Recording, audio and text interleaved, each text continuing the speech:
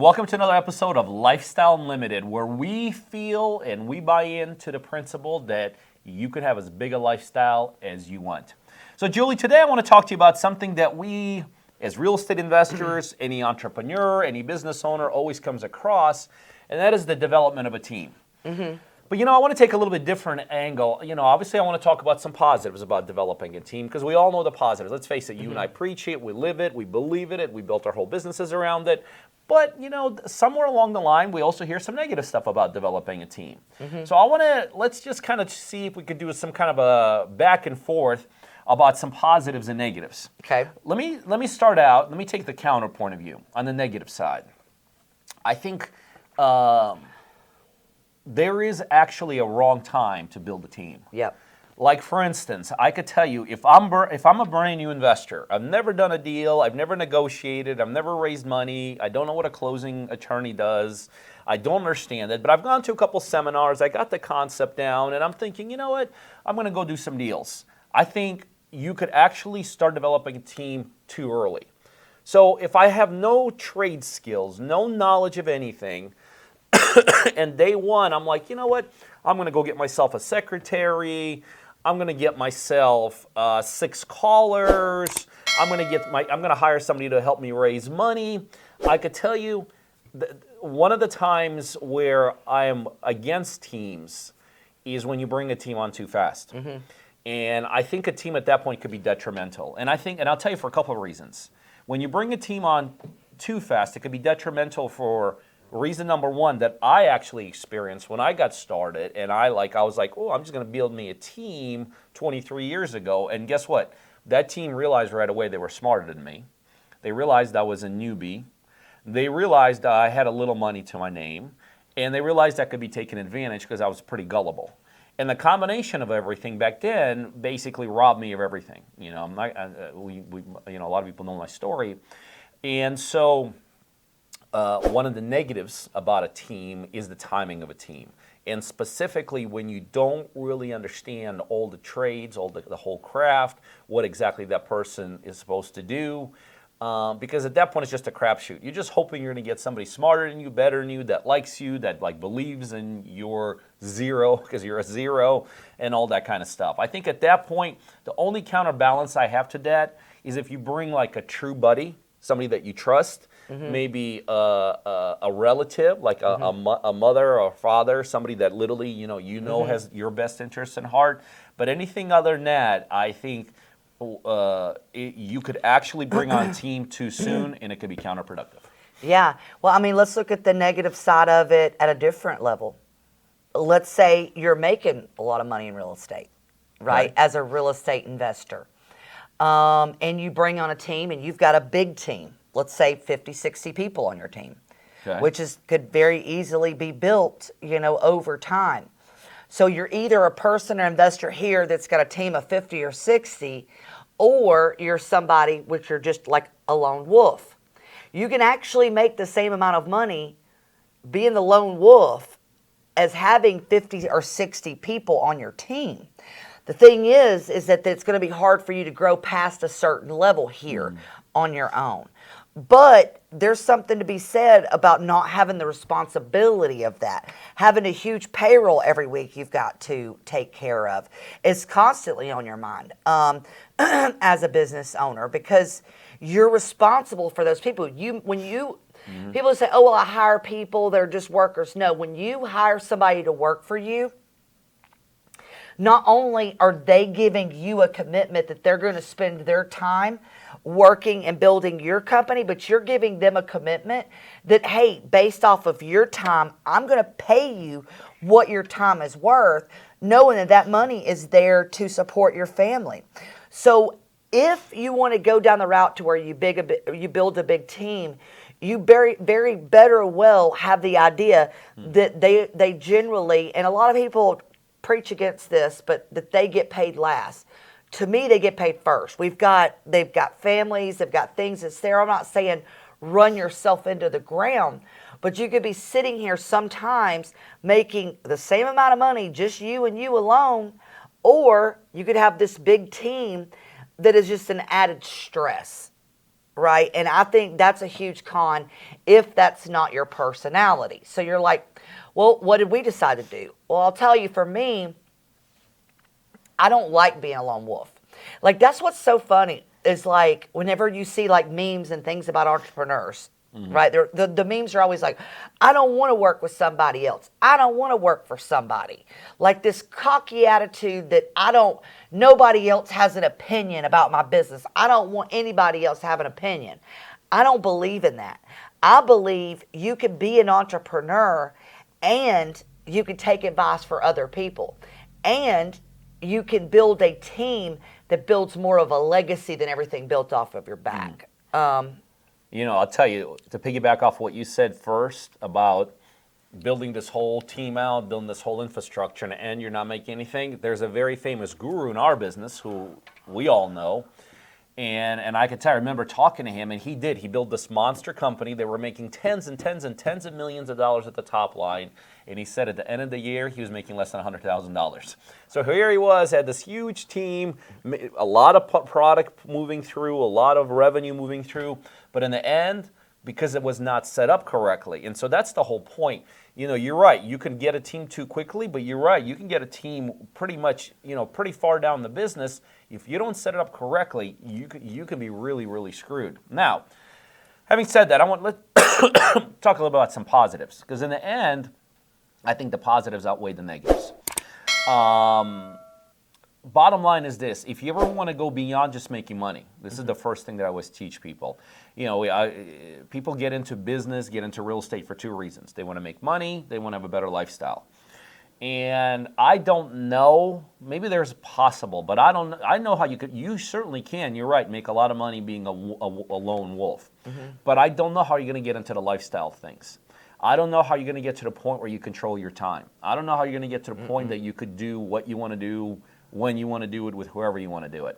I don't know that unless you have a team, you will never truly, truly develop a lifestyle. Well, no, you're still trading time for money. 100%.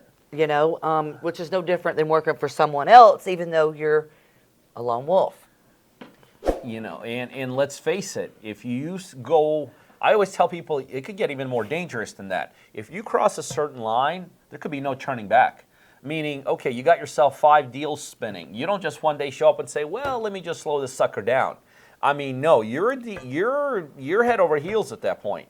So you could literally be a one-man show, not worry about a team, and get in over your head, and unfortunately not able to spin out.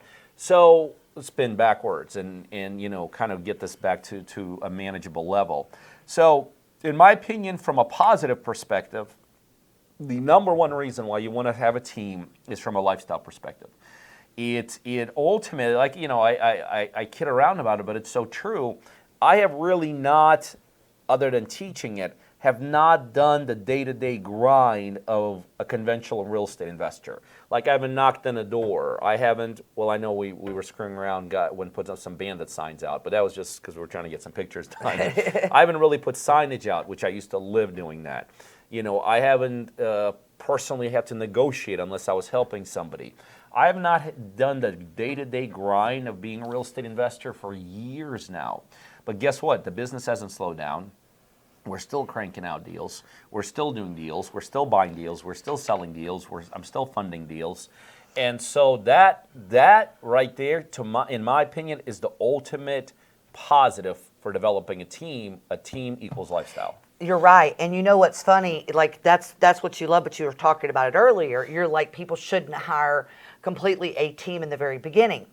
And the reason you have that lifestyle is a lot of people, like, their own Instagram, or you hear that and you're like, okay, I'm going to build this team and I'm going to have this wonderful lifestyle. To get there, at one point in your life, you've got to grind. Yeah. You've got to grind. It's not like you just wake up and like, woohoo, I just got a team and now I'm not trading time for money. You have to do the day-to-day at some point. You can't step back and train other people or motivate others if you were never willing to do what you have them do. You know what I mean? Nobody is going to want to work with you and be motivated if you don't think if you wouldn't do the job. There's no question. And, there's 20,000 other ways to look at the exact same thing. Yeah. You don't know if they're doing a good job or not unless you went through the grind. You don't know how to. But I'll tell you, here's another positive that I look at from a team perspective that a lot of people don't really consider. And I don't think I ever considered until, gosh, I was in this thing for at least a decade. I think without a team, it's very difficult not just to leverage your efforts, but to expand your company. Like, for instance, I don't think there's any way this thing would have worked in Jacksonville had we not had people in Jacksonville. Wouldn't have worked, all the way to California unless we had people in California.